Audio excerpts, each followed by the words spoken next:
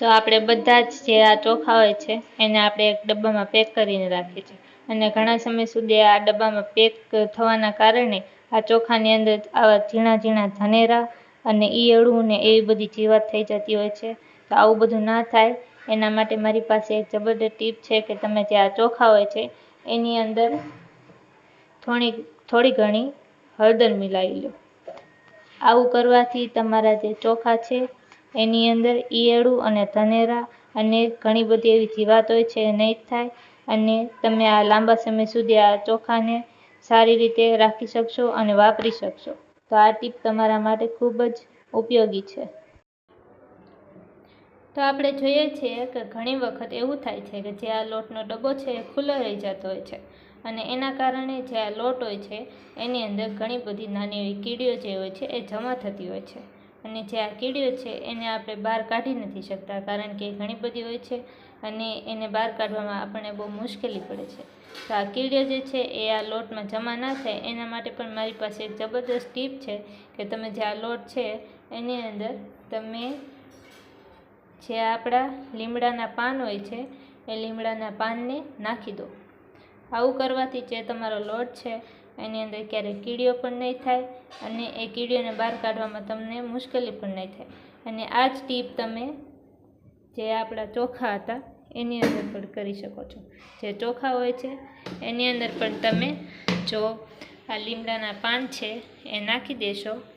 તો તમારા ચોખામાં જે જીવાત થતી હોય છે એ દૂર થશે અને જીવાત ક્યારેય પણ તમારા ચોખામાં પડશે નહીં અને તમારા જે ચોખા છે એ સારા રહેશે। આ ટ્રીક પણ તમારા માટે યુઝફુલ છે અને પહેલાં મેં બતાવી હતી હળદરવાળી। તો ઘણી વખત એવું થાય છે કે આપણા ઘરમાં ઘણા બધા એવા મચ્છર આવતા હોય છે અને ગરોળી અને એવું બધું જે આપણા ઘરમાં હોય છે એ આવતું હોય છે અને જે મચ્છર હોય છે એ આવવાના કારણે આપણા ઘરના જે લોકો છે એનું સ્વાસ્થ્ય બગડે છે। તો એવું ના થાય એના માટે મારી પાસે એક જબરદસ્ત ટીપ છે કે તમે જે આ ડુંગળી છે એને તમે પહેલાં કટ કરી લો અને કટ કર્યા બાદ જે આ એનો ભાગ છે બંનેનો એને આપણે જે આપણો લાઇટનો બલ્બ છે ત્યાં આપણે લગાવીશું। તો આ બલ્બ છે તેની ચારેકોર તમે જે આ ડુંગળી છે એને આવી રીતે ઘસીને લગાવી શકો છો અને જો તમારે આવી રીતે ઘસીને ના લગાવવું હોય તો જે આ ડુંગળી છે એને તમે આ બલ્બની સાથે દોરા વડે બાંધી પણ શકો છો। તો આવું કરવાથી તમારા ઘરમાં જે કાંઈ ગરોળી આવતી હોય કે મચ્છર આવતા એ બધું નહીં આવે અને તમારા ઘરના જે સદસ્યો છે એનું સ્વાસ્થ્ય પણ સારું રહેશે અને આવી બધી ટીપ્સ હું તમારા માટે રોજ લાવું જ છું। તો તમને જો મારી આવી બધી ટિપ્સ ગમતી હોય તો મારી ચેનલને તમે સબસ્ક્રાઈબ કરતા જજો અને આ જે ટીપ છે એ તમારા માટે ખૂબ યુઝફુલ છે। તો બધી જ મહિલાઓ જે છે એ આ ટીપ યુઝ કરી શકે છે પોતાના ઘરમાં।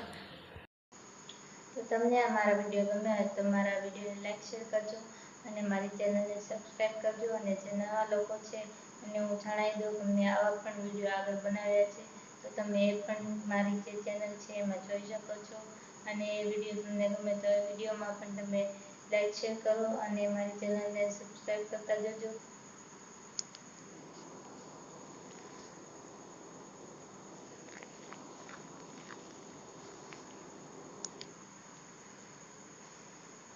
જો તમને મારો આ વિડીયો ગમ્યો હોય અને જે મારી ટિપ્સ છે એ તમને ગમી હોય તો મારા વિડીયોને લાઈક શેર કરો અને મારી ચેનલને સબસ્ક્રાઈબ કરતા જજો અને જે નવા લોકો છે એને હું જણાવી દઉં કે મેં આગળ પણ આ વિડીયો બનાવ્યા છે તો તમે એ લોકો જો તમને મારા વિડીયો ગમ્યા હોય અને મારા જે જો તમને મારા વિડીયો ગમ્યો હોય અને મારી જે ટિપ્સ છે એ તમને ગમી હોય તો મારા વિડીયોને લાઈક શેર કરો અને મારી ચેનલને સબસ્ક્રાઈબ કરતા જજો અને જે નવા લોકો આ વિડીયોને જોઈ છે એને હું જણાવી દઉં કે મેં આગળ પણ આ વિડીયો બનાવ્યા છે તો તમે મારી ચેનલ પર જઈને એ વિડીયો જોજો અને એ વિડીયોને પણ લાઈક શેર કરજો અને જે નવા લોકો છે એ મારી ચેનલને સબસ્ક્રાઈબ કરવાનું ભૂલતા નહીં। તો હું તમને કાલે પણ મળીશ આવી બધી ટિપ્સ લઈને। તો બાય બાય।